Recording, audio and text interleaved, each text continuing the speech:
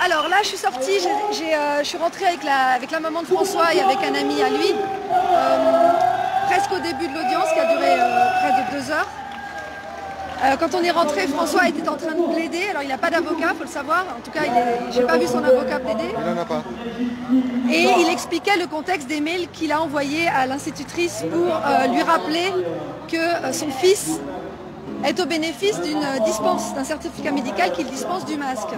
Or, comme vous le savez peut-être, un jour, sa muselière, en fait son écran plastique, sa visière en plastique qui était le substitut du masque, oui, s'est décroché. Oui, a cassé. Et ce jour-là a cassé. Oui. Et ce jour-là, l'institutrice lui a collé un masque sur le visage pendant toute la journée. Et c'est suite à cela que les propos de François ont été un petit peu plus directs, tout en n'incriminant pas directement l'institutrice en disant qu'elle était entre le marteau et l'enclume en quelque sorte et qu'elle exécutait les ordres et qu'on pouvait tout à fait la comprendre mais qu'il était temps de s'arrêter et de respecter ce fameux certificat médical. Et c'est l'académie qui a poussé, qui a demandé, qui a proposé à l'institutrice de porter plainte. Alors la plainte au départ, elle a été pas classée sans suite mais considérée comme sans objet. L'académie se lave les mains dans l'histoire en faisant comme ça. Absolument. En fait, chacun se déresponsabilise tout en prenant la responsabilité à l'intérieur du tribunal. Chacun, c'est la faute de personne. Donc la première plainte qui a été engagée était sans objet, donc elle n'a pas été considérée comme une plainte, elle était juste notée comme une main courante. Et ça a suivi, a suivi la requête du procureur général qui ne comptait pas en rester là. Il a demandé le procès d'aujourd'hui et il s'est plaint durant l'audience d'une trop grande médiatisation de l'affaire. Or, on rappelle que s'il n'y avait pas eu ce procès, il n'y aurait pas eu de médiatisation.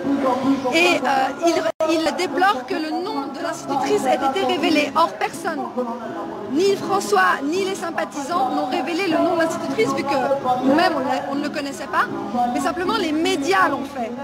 Donc, il reproche à François ce que les médias ont fait avec cette affaire qui est à l'origine due au procès complètement disproportionné qui est engagé par ce procureur général. Aujourd'hui, le procureur général requiert 6 mois de prison avec sursis sur une période probatoire de 18 mois. L'avocate de l'institutrice requiert 2 000 € d'amende et 600 € de frais d'avocat à rembourser par François.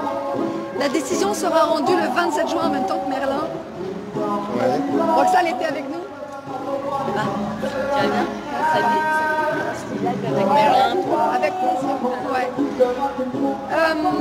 Donc on était plusieurs soutiens dans la salle, on a réussi à rentrer heureusement.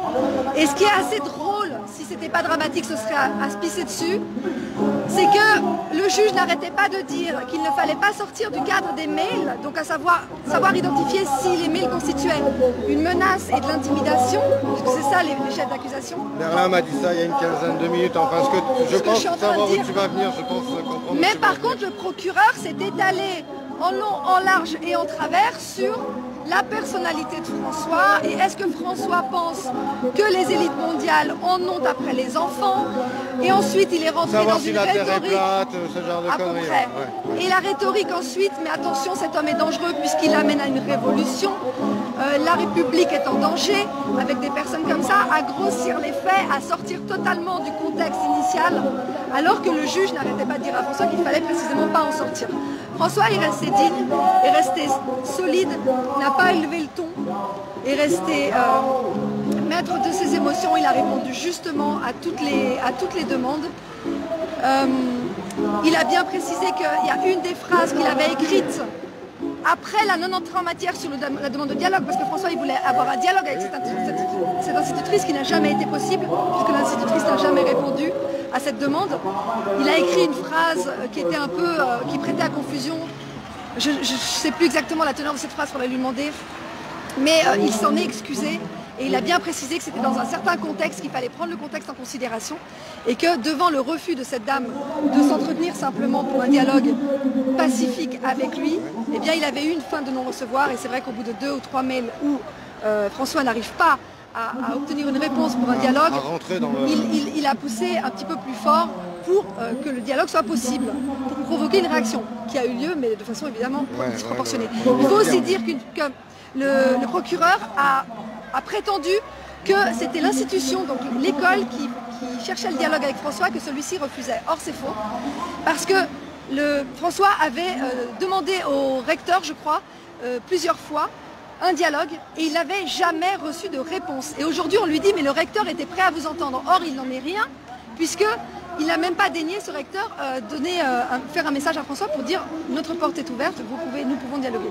Donc il invoque des faits qui ne sont pas vrais, il essaie d'exagérer, d'amplifier le sentiment de la plaignante, donc de l'institutrice, qui n'a pas parlé d'ailleurs, et pour faire un exemple et pour dissuader, et ça c'est la cerise sur le gâteau, pardon, c'est la dernière chose qu'il a requis, il a demandé qu'un avis soit collé à l'école et partout dans plusieurs écoles sans nommer les gens, en disant que ce monsieur, ce papa d'enfant, ce père d'élève, a 6 mois de prison, il ne les a pas, hein, mais je veux dire, est menacé pour que les autres parents d'élèves, pour que les parents d'élèves simplement se la coincent et aient peur. Donc il parle de menaces et d'intimidation. Et qu'est-ce qu'il veut faire avec cette histoire d'affichage public des condamnations possibles qui courent sur la tête de François? C'est pas de l'intimidation et de la menace? De la publicité pour les juridictions peut-être?